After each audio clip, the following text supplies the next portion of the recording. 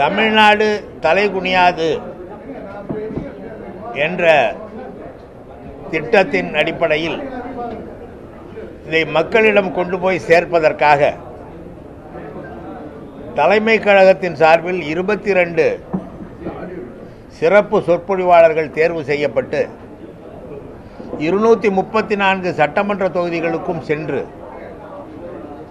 அங்கே அந்த மக்களை சந்தித்து மக்களோடு இருந்து இதுவரை கழக ஆட்சி தலைவர் தளபதி மு.க. ஸ்டாலின் அவர்கள் தலைமையில் அமைந்த கழக அரசு தமிழ்நாட்டு மக்களுக்கு என்னென்ன நல்ல திட்டங்களை கொண்டு வந்திருக்கிறது என்பதை அந்த மக்களிடம் எடுத்துச் சொல்வதற்காக ஒரு பரப்புரை பயணத்தை தலைமை கழகம் அறிவித்திருக்கிறது. அங்கே போய் மக்களுடன் இருந்து மக்களோடு வாழ்ந்து மக்களுடைய வீடுகளிலேயே உணவருந்தி அவர்களுக்கு நாம் செய்திருக்கின்ற திட்டங்களை எல்லாம் எடுத்து விளக்கமாக சொல்லி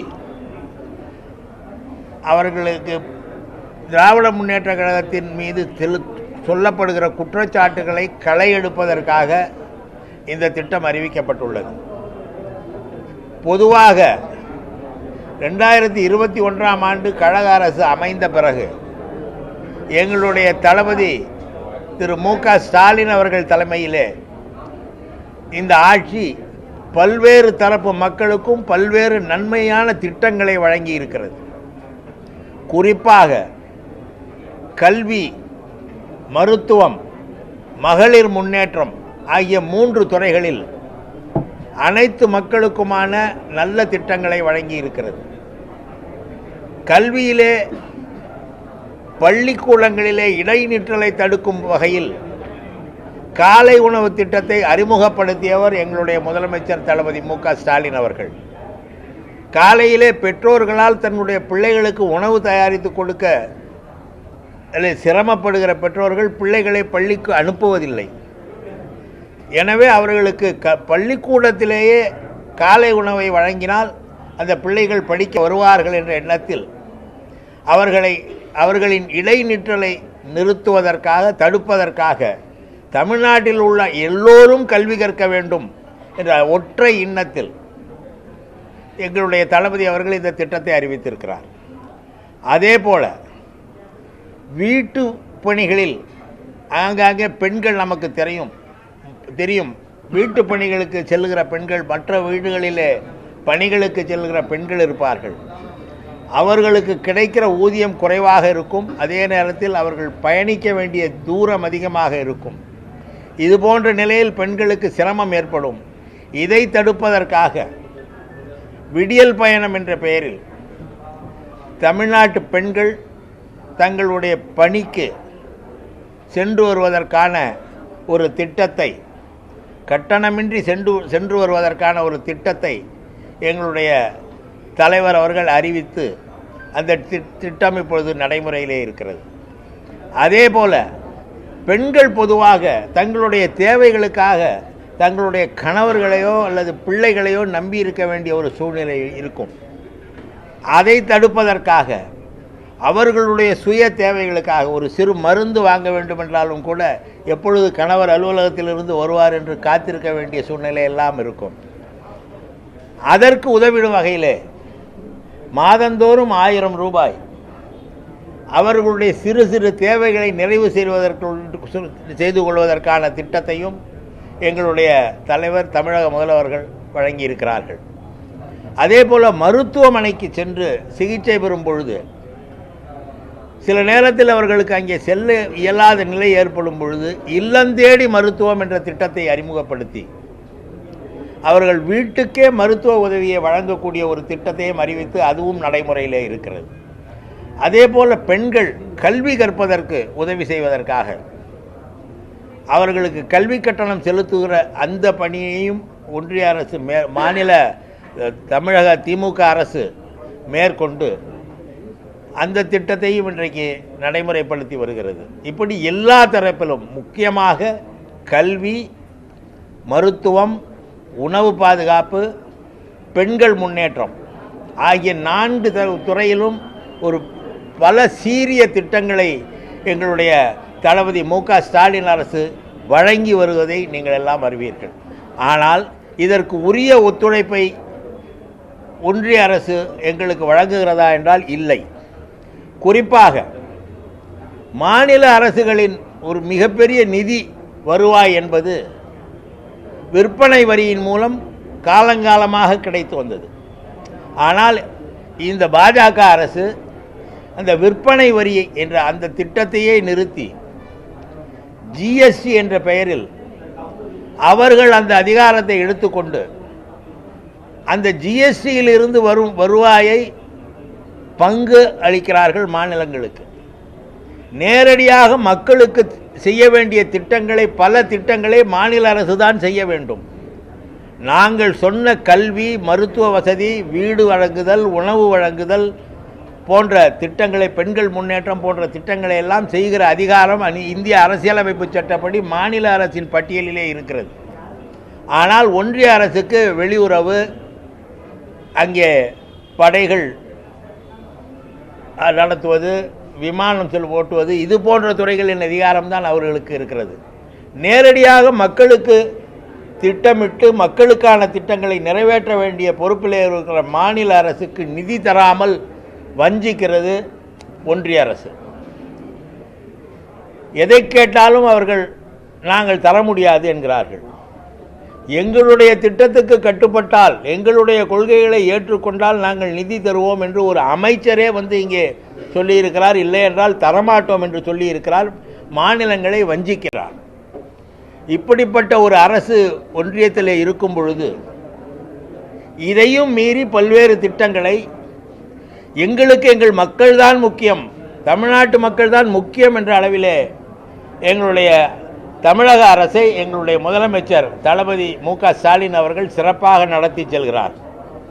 ஒன்றிய அரசு எந்த ஒத்துழைப்பையும் தரவில்லை. ஒன்றிய அரசை பொறுத்தவரை தமிழ்நாட்டுக்கு வஞ்சகம் செய்கிற, துரோகம் செய்கிற அரசாக இருக்கிறது. ஒரு நாட்டின் பிரதமரே இங்கு எய்ம்ஸ் என்ற ஒரு மருத்துவ கல்லூரியை கட்டுவதற்கு அடிக்கல் நாட்டிவிட்டு இன்று வரை அங்கே எய்ம்ஸ் மருத்துவமனை வரவில்லை, மருத்துவக் கல்லூரி வரவில்லை என்றால் யாரை ஏமாற்ற பிரதமர் வருகிறார் என்பதை புரிந்து கொள்ள வேண்டும். பிரதமர் எப்பொழுது வந்தாலும் எங்களுடைய மக்கள் எல்லாம் இவர் இந்த முறை எதை சொல்லி ஏமாற்றப் போகிறாரோ என்கிற எண்ணத்திலே இருக்கிறார்கள். அந்த அளவுக்கு ஒன்றிய அரசு தமிழ்நாட்டின் மீது தங்களுடைய வெறுப்பை காட்டுகிறது. தமிழர்களின் பெருமையை சொல்லக்கூடிய, தமிழர்களின் தொன்மையை சொல்லக்கூடிய கீழடி ஆய்வை ஏற்றுக்கொள்ள மறுக்கிறார்கள். தமிழ்நாட்டுக்கென்று எந்த திட்டத்தையும் வழங்குவதில்லை. தமிழ்நாட்டுக்கு ரயில்வேயில் இவ்வளவு தந்தோம் என்று சொல்கிறார்கள். ராமேஸ்வரம் ரயில் நிலையத்தை புனரமைப்பதற்கு 8 கோடி ரூபாய் ஒதுக்கினார்கள். காசி ரயில் நிலையத்தை புனரமைப்பதற்கு 100 கோடி ரூபாய் ஒதுக்கி இருக்கிறார்கள். இப்படி தமிழ்நாட்டுக்கென்றால் ஒரு வகையிலும், வட மாநிலங்களுக்கென்றால் ஒரு வகையிலும் செயல்படுகிற ஒரு அரசாக ஒன்றிய அரசு விளங்குகிறது. எல்லாவற்றிலும் அப்படித்தான் இருக்கிறார்கள். எனவே இந்த பாஜக அரசு தமிழ்நாட்டை திட்டமிட்டு புறக்கணிக்கிறது, மதக்கலவரங்களை ஏற்படுத்துகிறது, இந்த நாட்டு அரசியலமைப்பு சட்டத்தை மீறுகிறது. இந்திய அரசியலமைப்பு சட்டம் பிரிவு 25 என்ன சொல்கிறது என்றால்,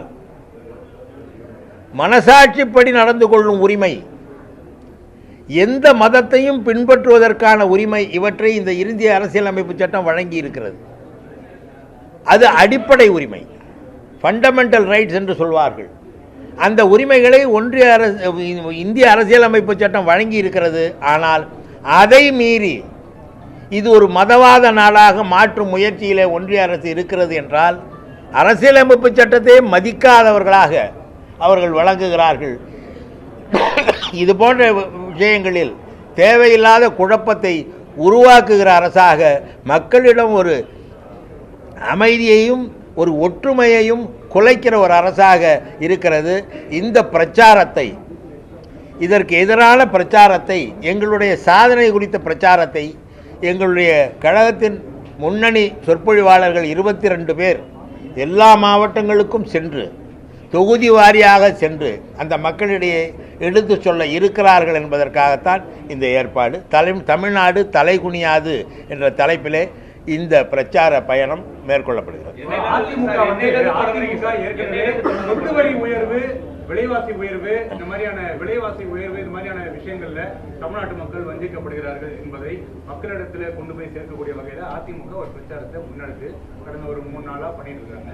அதுக்கு ஈடு கொடுக்கதான் இந்த பிரச்சாரத்தை அதிமுக வந்து முதல் பாஜக கூட்டணியில் இருக்கிறாங்க. ஒன்றிய அரசோட லோக்கல் பாடி எலெக்ஷன்ஸ் ஆக்ட் படி ஒவ்வொரு லோக்கல் பாடிஸ்லையும் நீங்கள் ஏன் வந்து ப்ராப்பர்ட்டி டேக்ஸ் ரிவிஷன் ஏற்றலை, நீங்கள் ப்ராப்பர்ட்டி டேக்ஸ் ரிவிஷன் பண்ணாதான் நான் உங்களுக்கு உள்ளாட்சி அமைப்புகளுக்கு நாங்கள் ஒன்றிய அரசு நிதி வழங்க போனோம். இது உள்ளாட்சி அமைப்புகளோட ரிஃபார்ம்ஸை வந்து, அதாவது வரி போடுறத ரிஃபார்ம்ஸை வந்து ஏன் வந்து நீங்கள் நடைமுறைப்படுத்துறது தொடர்ந்து ஒன்றிய அரசு நிர்பந்தத்தின் காரணத்தினால் இந்த ப்ராப்பர்ட்டி டேக்ஸ் வந்து போட்டது வந்து, அதாவது அந்த ஸ்லாப் வச்சு அதுவே சில தளர்வை ஏற்படுத்தி ப்ராப்பர்ட்டி டேக்ஸ் ஸ்லாப் போட்டிருக்கும். உண்மையிலே அதிமுக அரசுக்கு அவ்வளோ அக்கறை இருந்தால் அவங்களோட கூட்டணி சேர்ந்த ஆளுகின்ற ஒன்றிய அரசு பாஜக அரசிடம் இந்த ரிஃபார்ம் சொல்றீங்களே, இந்த ப்ராப்பர்ட்டி டாக்ஸ் ரிவிஷன் விஷயத்தை நீங்க வித்ட்ரால் பண்ணுங்க என்ற பிரச்சார பயணம்லாம் இல்ல, அவங்க போன் பண்ணி கூப்பிட்டு அவங்க கூட்டணி அரசு கிட்ட சொன்னாலே போதுன்றாங்க. அரசியல் ரீதியான ஒரு கூட்டணியாக தான் பொதுவாக அந்த தேர்தல் நேரத்தில் வைக்கிறாங்க, கொள்கை ரீதியாக இல்லைன்ற ஒரு இதை முன்வைக்கிறாங்க. அப்படி இருக்கும்போது பாஜக அதிமுக கூட்டணி அதை வச்சு தான் நியாயப்படுத்துறாங்க. இல்ல, கொள்கை ரீதியான நிர்வாக கூட்டணி. இப்ப யூபி அரசாங்கமும் திமுகவும் காங்கிரஸும் கூட்டணி இருந்தாங்க. அப்போ காமன் என்ட்ரன்ஸ் எக்ஸாம்ஸ்னு சிஎம்டின்னு ஒன்று ப்ரொவைட் பண்ணாங்க. அந்த காமன் என்ட்ரன்ஸ் எக்ஸாம் வந்து இது தேவையில்லை, தமிழ்நாட்டுக்கு தேவையில்லைன்னு அப்போது இருக்கிற ஹெச்ஆர்டி மினிஸ்டருக்கு தமிழ்நாட்டு முத்தமிழ் கலைஞர் லெட்டர் எழுதினாரு. யூபிஏ சேர்மனுக்கு லெட்டர் எழுதினாங்க. அப்போதான் எந்தெந்த மாநிலத்துக்கு இந்த காமன் என்ட்ரன்ஸ் எக்ஸாம் இருக்கலாம் வேணான்னு அந்தந்த மாநிலம் முடிவெடுக்கப்படும் சட்டம் நிறைவேற்றினாங்க. இது கொள்கை கூட்டணி இல்லை, அந்தந்த மாநிலங்களுக்கு தேவையான பின்புலங்களை நிறைவேற்றுறதுக்கான விஷயத்தை அந்த மாநிலங்கள் முடிவெடுக்கிறோம் என்ற உரிமை நிலைநாட்டத்துக்கு எடுத்துக்காட்ட சொல்றாரு. அண்ணா திராவிட முன்னேற்ற கழகம் என்று பெயர் வைத்துக்கொண்டு அண்ணாவின் கொள்கைகளுக்கு எதிராக ஒன்றிய அரசு நடக்கும் பொழுது அதை கூட கேள்வி கேட்க துணிச்சல் இல்லாதவர்கள் அண்ணாவின் பெயரை ஏன் பயன்படுத்துகிறார்கள் என்பதற்கான விளக்கத்தை மக்களிடம் சொல்ல வேண்டும். மாநில சுயாட்சி என்பது மாநிலங்களுக்கு அதிகாரங்கள் வழங்கப்பட வேண்டும் என்பதெல்லாம் அறிஞர் அண்ணா அவர்கள் சொன்ன கொள்கைகள். மாநில அரசு என்பது மொழி வாரியாக பிரிக்கப்பட்டு அந்த மொழியையும் அந்த மொழி சார்ந்த கலாச்சாரத்தையும் காப்பாற்றுவதற்காக அந்த காலத்திலே பிரித்திருக்கிறார்கள். எல்லா மொழிக்கும் ஒரு பண்பாடு உண்டு, எல்லா பண்பாட்டுக்கும் ஒரு மொழி உண்டு என்ற அடிப்படையில் மாநிலங்கள் பிரிக்கப்பட்டு அவற்றின் சுதந்திரம் பாதுகாக்கப்படுகிறது. நாங்கள் இந்தியர்கள் தான், ஆனால் எங்கள் மொழி தமிழ் மொழி. நாங்கள் தமிழர்கள் ஆனால் இந்தியர்கள், நாங்கள் கன்னடியர்கள் ஆனால் இந்தியர்கள், நாங்கள் மலையாளத்தினர் ஆனால் இந்தியர்கள் ஒற்றுமையோடு வாழ்ந்து வருகிற இந்த மக்களை பிரித்தாளுவதற்காக சில திட்டங்களை இந்த பாஜக அரசு செய்து வருகிறது. அதற்கு அடிமையாக அதிமுக அவர்கள் காலிலே விழுந்து கிடக்கிறது. அவர்கள் கேட்க வேண்டியவற்றை, அண்ணா சொன்னவற்றை கூட கேட்பதற்கு தெம்பில்லாதவர்களாக இருக்கிறார்கள்.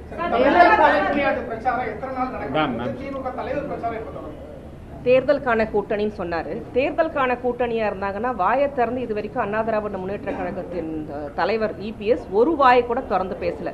அமித்ஷா வந்தப்போ கூட்டணியை பற்றி பேசினப்போ அமித்ஷா பேசினார். லாஸ்ட் டைம் பியூஷ் கோயல் வந்தப்போ அவர் தான் பேசினார்.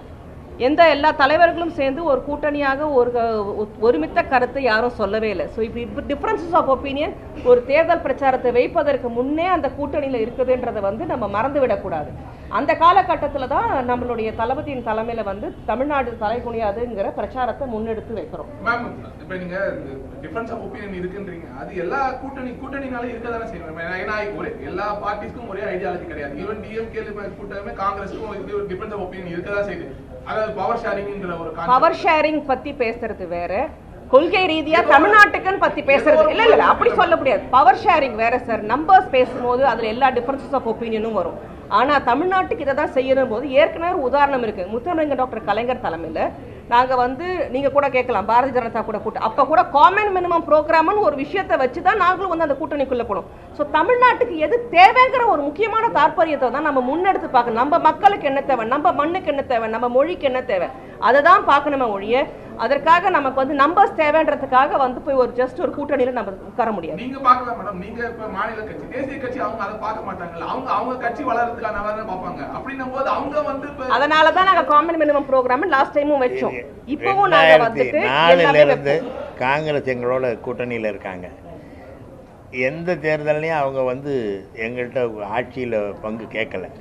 2006 எங்களுடைய எண்ணிக்கை குறைவாக இருந்த நேரத்தில் கூட அவர்கள் வெளியிலிருந்து எங்களை ஆதரித்தார்களே தவிர இதை கேட்கவில்லை. இப்பொழுது அவர்களில் தலைமை இதை பற்றி பேசவில்லை. அவர்கள் பேசவில்லை. அதை நான் சொல்கிறேன். எங்களை பொறுத்தவரை அகில இந்திய காங்கிரஸ் கட்சியின் தலைமையோ அல்லது மாநில தமிழ்நாடு காங்கிரஸ் கமிட்டியின் தலைமையோ இது குறித்து பேசினால் எங்கள் தலைவரோடு பேச வேண்டும். அப்பொழுது அது குறித்து முடிவெடுத்துக் கொள்வார்கள். மற்றவர்கள் பேசுவது நாங்கள் அதற்கு பதில் சொல்ல முடியாது. அதிகப்படியா நம்ம கட்சியை உயர்த்தி பேசுறவங்க பேர்ல அநாகரிக சொற்கள்லாம் இருக்கும். அது மூலமா நிறைய பிரச்சனைகள் கடந்த காலங்கள்ல வந்ததை பார்த்துருக்கோம். இப்போ இந்த பரப்புரையில என்ன மாதிரி கைடன்ஸ் கொடுக்க போறோம்? இல்ல, பேசிக்கலா இந்த பரப்புரை வந்து 20 நட்சத்திர பேச்சாளர்கள் வந்து 22 பேரை வந்து தலைமை கழகம் ஐடென்டிஃபை பண்ணி என்ன பண்ண போறாங்கன்னா, அந்த பிரச்சாரத்துக்கான தொகுதிக்கு அவங்களுக்கு வந்து ஒருத்தருக்கும் ஒரு தொகுதியை வந்து நியமனம் பண்ணி டேட்லாம் கொடுத்துருக்காங்க. இந்த 1 மாசத்துக்கு வேண்டிய பிரச்சாரம். இந்த பிரச்சாரத்தில் வந்து முதல் காலையில் வந்து அங்கே இருக்கிற கழகத்தின் முன்னோடிகள் திராவிட இயக்க தலைவர்களுக்கு சிலைக்கு மாலை அணிவித்துவிட்டு, முக்கியமாக அங்கே இருக்கிற முக்கியஸ்தர்கள் இன்ஃப்ளூயன்சஸாக இருக்கிற ஒரு தொகுதியில் வந்து வெவ்வேறு அசோசியேஷன் சார்பாக இருக்கிற டாக்டர்ஸ் அசோசியேஷன் மக்களாக இருப்பாங்க, இல்லை வணிகர்கள் சங்க அசோசியேஷன் மக்களாக இருப்பாங்க, அந்த சமூக செயல்பாட்டெலாம் இருப்பாங்க, அப்போ சுற்றுச்சூழல் பாதுகாவலர்களாக இருப்பாங்க. அவங்களாம் கூப்பிட்டு அவங்களோட ஒரு இன்ட்ராக்டிவ் செஷன், மாணவர்கள் சங்கமாக இருக்காங்க, அவங்களோட இன்ட்ராக்டிவ் செஷன் இந்த 2021 2026 வரைக்கும் 5 ஆண்டுகள் திராவிட முன்னேற்ற கழகம் பல்வேறு துறையில் என்னென்ன சாதனைகள் நம்ம தமிழ்நாட்டு முதல்வர் பண்ணி முடித்திருக்கார், வட்டார ரீதியாக அந்த சட்டமன்ற தொகுதியில் வந்து இந்த 5 வருடங்களில் என்னென்ன பணிகள் மேற்கொள்ளப்பட்டிருக்கிறது, மக்கள் எப்படி வந்து பயணம் பெற்றிருக்காங்க அப்படின்ற விஷயத்தையும் பேசிக்கிட்டு, அதுக்கப்புறம் ஒரு தெருமுனை கூட்டங்கள், தெருமுனை பிரச்சாரங்கள் மாதிரி உருவாக்கி கட்சியின் கொள்கையும் கட்சியோட சாதனை விளக்க கூட்டங்களும் பேசுறது. அது மட்டும் இல்ல, முக்கியமாக இந்த கடந்த 5 ஆண்டுகள்ல ஒரு வஞ்சனை போக்கோட எப்படி பாஜக அரசு செயல்பட்டு இருக்கு. நம்ம கொடுக்க வேண்டிய நிதி, சமர சிக்ஷா அபியான் வந்த நிதி 3000 கோடி கொடுக்காம இருக்கிறது. பிறகு பேரிடர், குஜராத் பேரிடர்னா உடனே 10,000 கோடி அலாட் பண்றாங்க. நமக்குன்னா ரொட்டீனான அலோகேஷனை லேட்டா கொடுக்குறாங்க. அதுல 30,000 கோடி நிலுவையில் இருக்கு. ஜிஎஸ்டி காம்பன்சேஷன் ஃபண்டு நிலுவையில் இருக்கு. சிஎம்ஆர்எல் நாங்கள் வந்து பாஜக ஆள்ற மாநிலத்தில் இதோட எண்ணிக்கை குறையான ஜனத்தொகைகளுக்கு சிஎம்ஆர்எல் அலாட் பண்ணுறாங்க. ஆனால் நம்ம கோயம்புத்தூருக்கும் மதுரைக்கும் சிஎம்ஆர்எல் கேட்டால் ரிஜெக்ட் பண்ணுறாங்க. ஓசூரில் ஒரு இன்டர்நேஷனல் ஏர்போர்ட் வழக்கத்துக்கு நம்ம கேட்குறோம், அமைதி காத்து கடைசியில் HALக்கு டிஃபென்ஸ் ரெகுலேஷன் சொல்லி ஏதாவது ஒரு நொண்டி சாக்கு சொல்லி அதை தள்ளி போடுறதுக்கு ட்ரை பண்ணுறாங்க. அப்போ இந்தியானா குஜராத் மட்டுமா? அப்போ இந்தியானா இந்தியா இல்லையா? அப்போ தமிழ்நாடு அதிகமான உற்பத்தி மாநிலம், இந்த நாட்டோட வளர்ச்சிக்கு சர்மாட்டபிளா நிதி மூலம் வழங்குது, வரிகள் மூலம் வழங்குது. அப்படி இருக்கும்போது தமிழ்நாடோட திட்டங்களுக்கு ஏன் வந்து நிதி பதிவு கொடுக்க மாட்டீங்க, உரிமை சார்ந்து கொடுக்க மாட்டீங்க, ஏன் உங்க இந்திய மொழி கொள்கையை வந்து திணிக்கிறீங்க, பண்பாட்டை திணிக்கிறீங்க என்ற மக்கள் கிட்ட நியாயத்தை வந்து கேட்க போறோம். அப்ப மாயத்துக்கிட்ட நியாயத்தை யார் உங்களுக்காக பாதுகாப்பான அமைவா, மாநில உரிமைகளுக்காக யார் நிக்கிறா, சமூக நீதிக்காக யார் நிக்கிறா? தமிழ்நாடு இன்னைக்கு 11.19 growth% டபுள் டிஜிட் growthல யார் நிக்க வச்சிருக்கா? இங்க டபுள் இன்ஜின் இல்ல, இங்க ஒன்லி திராவிட இன்ஜின் தான் இருக்கு, உங்களுக்கு டப்பா இன்ஜின் தான். அப்ப எல்லா மாநிலத்தோட நாங்க வந்து 11.15% growth ரேட் அதிகமாகி இன்னைக்கு மக்கள் கிட்ட வந்து இந்த பிரச்சாரத்தை வந்து மக்கள் மொழியில, யதார்த்த மொழியில வந்து உரையாடுறதுக்கான இந்த தமிழ்நாடு தலைக்குனியாத இந்த பிரச்சாரம். சார், இப்போ தேர்தல் பரப்புரையில வந்து அதிருப்தியாளர்களும் நிறைய பேர் இருப்பாங்க. தேர்தல் வாக்குறுதி சில இது நிறைவேற்றப்படன்னு சொல்லிட்டு, சோ அந்த மாதிரி மக்களை வந்து எப்படி இந்த பரப்புரையாளர்கள் வந்து ஹேண்டில் பண்ண போறாங்க? உங்களுக்கு அடிப்படையில அதிருப்தியாளர் என்ற கான்செப்ட் வந்து யார் அப்படின்னு கேட்கும்போது, நாங்க வந்து 2021 தேர்தல் வாக்குறுதி எண்ணிக்கையில 505ல 404 வாக்குறுதி நிறைவேற்றிட்டோம். 91 வாக்குறுதிகள் வந்து ஒன்றிய அரசோட சப்போர்ட் சிஸ்டத்துல தான் அதை பண்ண முடியும். அப்போ ஒன்றிய அரசு சரியான சப்போர்ட் சிஸ்டம் கொடுக்கலன்னு என்று மக்கள் கிட்ட விளக்கணும்.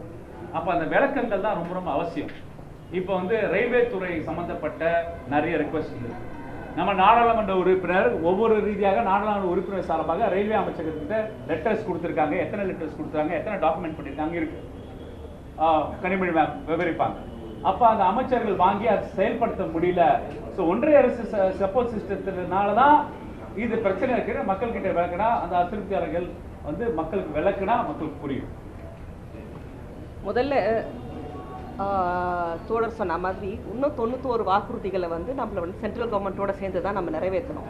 அப்படி நிறைவேற்றாத ஒரு ஒன்றிய அமைச்சரோட தான் வந்து நம்மளுடைய அதிமுக கூட்டணி வச்சிருக்கு. அதுவே வந்து தமிழ்நாட்டுக்கு இழைக்கக்கூடிய ஒரு பெரிய அநீதியாக தான் நம்ம பார்க்கணும். அப்படி இருக்க காலகட்டத்தில் ரயில்வேஸ்க்கு மட்டும் கிடையாது, எல்லா டிபார்ட்மெண்ட்ஸுக்குமே ரிப்பீட்டடாக மக்களவையில் இருக்கிற எல்லா எம்பிஸும் மாநிலங்களவையில் இருக்கிற எல்லா எம்பிஸும் கிட்டத்தட்ட எல்லா அமைச்சருக்குமே நாங்கள் வந்து ரிப்பீட்டடாக கடிதங்களை வந்து நேர்லையும் மெயில்லையும் எல்லா வகையிலையுமே நாங்கள் கொடுத்துருக்கோம். பட் ஒன்றிய அமைச்சர்கள் வந்து இது வரைக்கும் வந்து செவி சாய்க்கவே இல்லை. அப்படி செவி சாய்க்காம ஒரு பாராமுகத்தை ஒரு ஸ்டெப் மதர்லி ட்ரீட்மெண்ட்டோட தமிழகத்துக்கு வந்து ஒரு அநீதியை கொடுத்து கொண்டிருக்கிற அந்த ஒரு ஒன்றிய மாநிலத்துகளோட தான் நம்மளுடைய அதிமுக போய் கூட்டணியில் போய் அவங்க சேர்றாங்க. ஸோ இதை முதல்ல வந்து தமிழ்நாட்டு மக்களுக்கு எடுத்து உரைக்கணுன்றது முக்கிய பங்காக பார்க்கப்படுகிறது. 500 வந்து கிட்டத்தட்ட 75%, 80% நாங்கள் வந்து முடித்த அந்த தேர்தல் அறிக்கைக்கான அந்த இதையும் நாங்கள் போய் சொல்லணும். ஏன் செய்யலை, எதனால் செய்ய முடியலைன்ற விளக்கத்தையும் கொடுக்கக்கூடிய கட்டத்தில் நாங்கள் இருக்கிறோம். அதையும் கொண்டு போய் நம்ம ஏன் செய்யலை, ஒன்றிய அமைச்சகம் நமக்கு வந்து ஒத்துழைக்கலைங்கிற அந்த விஷயத்தை கண்டிப்பாக மக்கள்கிட்ட சொல்ல வேண்டிய கடமை திராவிட முன்னேற்ற கழகத்துக்கு இருக்குது. அதனால தான் நம்மளுடைய தளபதியார் இன்னைக்கு இந்த 20 பேச்சாளர்கள் 22 பேரை செலக்ட் பண்ணி எல்லா மாவட்டத்துக்கும் சென்று எல்லா தொகுதி வாரியாக சென்று பிப்ரவரி 28ஆம் தேதி வரைக்கும் இந்த பரப்புரையை செய்யணுன்ற ஒரு திட்டமாக செஞ்சுருக்காங்க. அதிமுக கூட்டணியில் இருந்தாலும் பாஜக என்ன சொல்றதுன்னா தேசிய ஜனநாயக கூட்டணி தான் தமிழ்நாட்டில் ஆட்சி அமைக்கும் அப்படின்னு சொல்லிட்டு அவங்க கேம்பெயினை தொடங்கிட்டாங்க. இது வந்து உங்களுடைய திட்டங்களை மக்கள்கிட்ட கொண்டு போகிறது ஒரு புறம் இருந்தாலும் ஐடியாலஜிக்கல் லெவலில் பாஜகவினுடைய அந்த ஐடியாலஜி விஷயத்த மக்கள்கிட்ட கொண்டு போகிறது ஒரு முக்கியமாக இருக்குமா? ஏன்னா இப்போ கீழடி புறக்கணிக்கிறாங்கன்னா தமிழர் நாகரிகம் புறக்கணிக்கிறாங்க. ஸோ திட்டங்கள் ஒரு பக்கம் கொண்டு போனாலும் திராவிடன் ஐடியாலஜியை கொண்டு போகிறது கேம்பெயின் பண்ணுறது ஒரு ஃபோக்கஸாக இருக்குமா? ஏன் தமிழ்நாடு தலைகுனியாது அப்படின்னு வச்சிருக்கோன்னா, தமிழ்நாட்டுக்காக மக்கள் கிட்ட போய் நிற்கிறோம். தமிழ்நாட்டு மக்களோட உரிமை சார்ந்த பிரச்சனைகள், இப்போ அனைத்து சமர சிக்ஷா அபியான், அனைவருக்கான கல்வி திட்டம், கிட்டத்தட்ட 22 லட்சம் குழந்தைகளோட வாழ்வாதாரம், ரைட் டு எஜுகேஷன் இங்கே ஸ்பாயில் ஆகுது. அப்போ நீங்கள் வந்து உங்களோட கொள்கையை நீங்கள் சைன் பண்ணணும். அதான் மணி பில் பாஸ் பண்ணிட்டதுக்கு அப்புறம் நாங்கள் வந்து இப்போ கோர்ட்டில் போய் நிற்குது. கோர்ட் வந்து கேட்குறாங்க, உச்சநீதிமன்றம் கேட்குறாங்க, தர்மபுரியில் பார்த்தா எக்ஸ்பிளைன் பண்ணுங்கள், மணி பில் பாஸ் பண்ணக்கப்புறம் எப்படி ஒரு திட்டத்தை நிறுத்தி வைக்க முடியும்னு. அப்போ மக்கள்கிட்ட வந்து தமிழ்நாடு தலைகுனியாது என்ற பிரச்சாரம், இது திமுகவோட சுயமரியாதை சம்பந்தப்பட்ட பிரச்சனை கிடையாது. இது தமிழ்நாட்டோட சுயமரியாதை பிரச்சனை, தமிழ்நாட்டோட வாழ்வாதார பிரச்சனை, தமிழ்நாட்டு மண்ணோட உரிமை சார்ந்த பிரச்சனை, தமிழ்நாடு மொழி கலாச்சாரம் பண்பாடு பாதுகாக்கிற பிரச்சனை.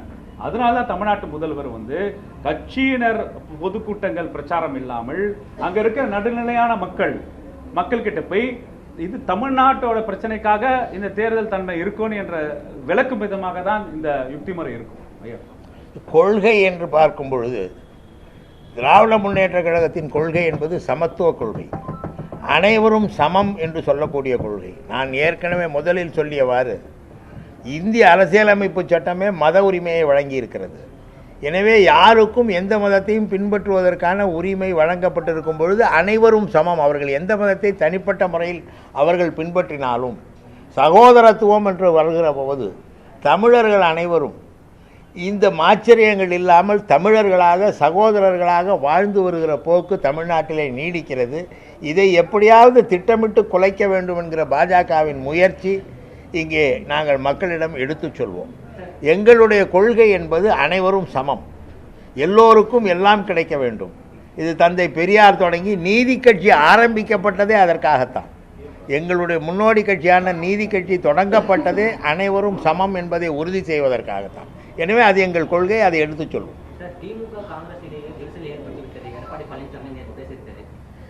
திமுக காங்கிரஸ் இடையே உறவை ஏற்படுத்தியவர் எடப்பாடி பழனிசாமி இல்லை. நாங்கள் 20 வருஷமாக அவங்களோட உறவில் இருக்கோம். அதில் விரித்தலை ஏற்பட்டு விட்டதுன்னு இவர் சொல்லக்கூடாது, எங்களுக்கு தெரியும். நான் அதை தான் சொன்னேன். திமுக தலைமையும் காங்கிரஸ் தலைமையும் ஒன்றுபட்டு நிற்கிறது. இடையிலேயே சில கருத்துக்கள் அவரவர்கள் சொல்வார்கள், அது எங்களுக்கு பிரச்சனை இல்லை. அகில இந்திய காங்கிரஸ் கட்சியின் தலைவரோ அல்லது தமிழ்நாட்டு காங்கிரஸ் கமிட்டியின் தலைவரோ என்ன சொல்கிறார்களோ அதைத்தான் நாங்கள் செய்வோம். அதிக எண்ணிக்கையில் இடங்கள் கேட்பது வந்து எல்லோரும் கேட்பது எல்லாருக்கும் உள்ள உரிமை. அதையும் நாங்கள் அமர்ந்து பேசி சரி செய்து கொள்வோம். இது முதல் பேச்சுவார்த்தை அல்ல. காங்கிரஸுக்கும் எங்களுக்கும் இந்த கூட்டணி 10 கட்சிகளுக்கும் நடைபெறுகிற 5வது 6வது பேச்சுவார்த்தையாக இருக்கும். இதை எப்படி அணுகுவது, எப்படி அவர்களை அரவணைப்பது என்பது எங்கள் தலைவருக்கு நன்றாக தெரியும். தமிழ்நாட்டில் யாருக்குமே ஒரு பாதுகாப்பு இல்லாத சூழல் இருக்கு. என்ன நேரத்தில் என்ன நடக்குமோ தெரியாத நிலையில் தான் தமிழ்நாட்டில் இருக்கு. சட்டம் ஒழுங்கு பிரச்சனை பொதுவான ஒரு பிரச்சனையா எல்லா எதிர்கட்சிகளுமே பொதுவான எதிர்கட்சிகள் எல்லாமே முன்னெடுக்கிறாங்க. நீங்க பிரச்சாரத்துக்கு போகும்போது சட்டம் ஒழுங்கு பிரச்சனையை பற்றி மக்கள் உங்களை அதைத்தான் நாங்கள் சொல்கிறேன். இது சட்டம் ஒழுங்கு பிரச்சனை என்பது வேறு.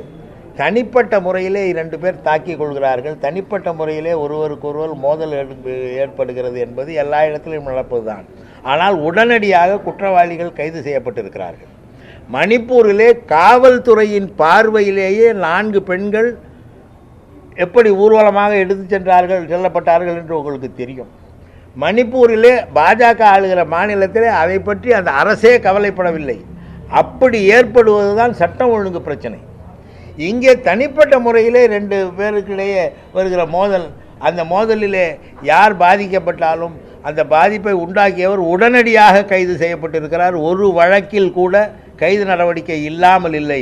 அதே நேரத்தில் இந்த எடப்பாடி பழனிசாமி முதலமைச்சராக இருக்கும் பொழுது அவருடைய தலைவியான ஜெயலலிதாவின் ஊட்டியிலே உள்ள அந்த மாளிகையிலேயே போய் கொள்ளையடித்து அந்த காவல்காரரை கொன்றார்கள். அவர் என்ன செய்தார்? சட்டம் ஒழுங்கை பற்றி இவர் பேசுகிறார். அவர் அப்பொழுது என்ன செய்தார்? ஒன்றிய அமைச்சகத்தின் தரைவரிசையிலே தமிழ்நாடு சேஃபான ஜோன் விமன் ஒர்க் பண்றதுக்கும் படிக்கிறதுக்கும்ன்றது ஒன்றிய அமைச்சகமே வெளியிட்டு இருக்குது அந்த தகவலை.